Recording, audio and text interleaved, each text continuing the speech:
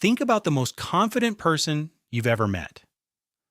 Maybe it was a successful entrepreneur, a public speaker, an athlete, or simply someone who walked into every room as if they belonged there.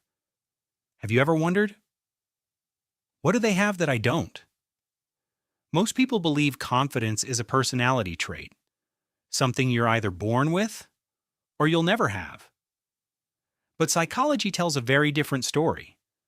Confidence isn't a gift. It isn't luck.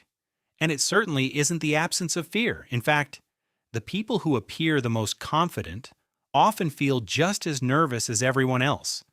The difference lies somewhere much deeper.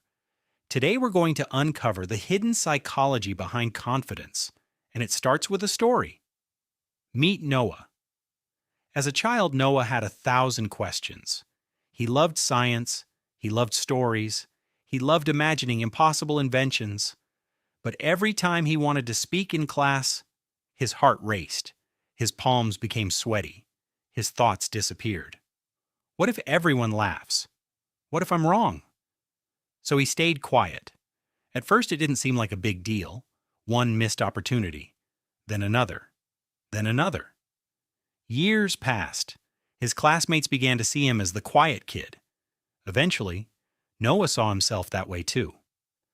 Something interesting happens inside every human mind. The brain is constantly creating stories. I'm funny. I'm smart. I'm unlucky. I'm awkward. I'm confident. Or yes, I'm not. The strange part is, your brain doesn't care whether these stories are true. It simply looks for evidence to support them. Every time Noah stayed silent, his brain collected another piece of evidence. See? You're not confident. Without realizing it, he wasn't protecting himself from embarrassment. He was teaching himself an identity. Years later, Noah started his first job. His manager asked him to present a simple idea during a meeting. He knew the answer. He had prepared all week, but when everyone looked at him, his voice shook. Afterward, he blamed himself. I'll never be good at speaking. But psychology offers another explanation.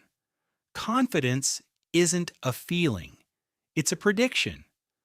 Your brain asks one question, based on everything that's happened before, how likely am I to succeed?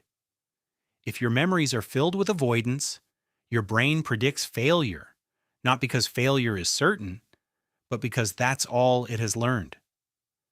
This creates a dangerous cycle. You avoid difficult situations because you avoid them. You never gain experience. Without experience, you never build confidence. Without confidence, you avoid even more situations. Fear creates avoidance. Avoidance creates weakness. Weakness creates more fear. It's a loop, and millions of people spend their entire lives trapped inside it. One evening, Noah attended a public speaking workshop. The instructor said something unexpected. Confidence is not the price you pay before action. It's the reward you receive after action. That sentence changed everything. Instead of trying to become confident first, Noah focused on becoming brave for just 30 seconds. His first challenge was simple. Ask one question in every meeting. Not give a speech, not impress anyone, just ask one question. His voice still trembled, but he did it. The next week, he volunteered to explain a small project. Then he introduced himself to someone new. Tiny actions, repeated over and over. Slowly, his brain collected new evidence. I survived. I wasn't rejected. I can do hard things.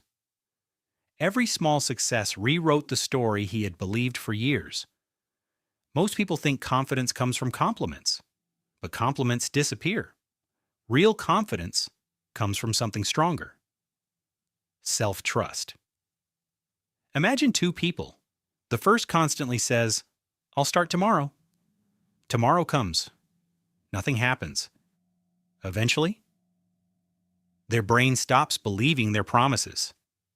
The second person makes tiny promises. Wake up at 7, read 5 pages, exercise for 15 minutes, and they keep those promises. Day after day. Every promise kept becomes proof. Proof becomes trust. Trust becomes confidence. That's why discipline and confidence are so closely connected. Every time you keep your word to yourself, you're telling your brain, I can rely on me. Here's one of the biggest secrets. Confident people don't eliminate fear. They simply stop obeying it. An experienced pilot still feels nervous during severe turbulence. A famous musician still feels butterflies before stepping on stage. An Olympic athlete still experiences doubt before competition. Fear isn't weakness. It's biology.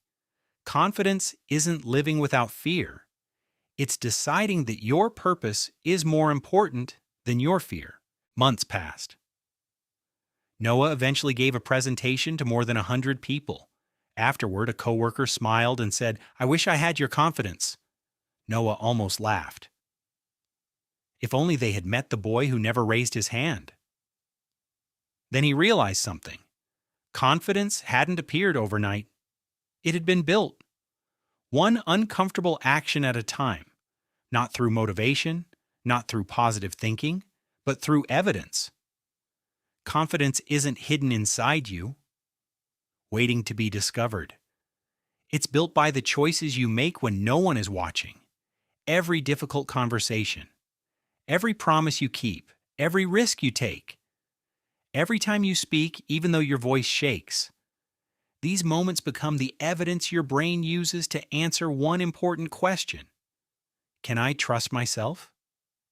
The answer doesn't come from words. It comes from action. So if you've been waiting to feel confident before chasing your dreams, you've been waiting for the wrong thing. Act first. Confidence follows. Because the most confident people in the world weren't born believing in themselves. They became people they could believe in. And that journey begins with one small act of courage today.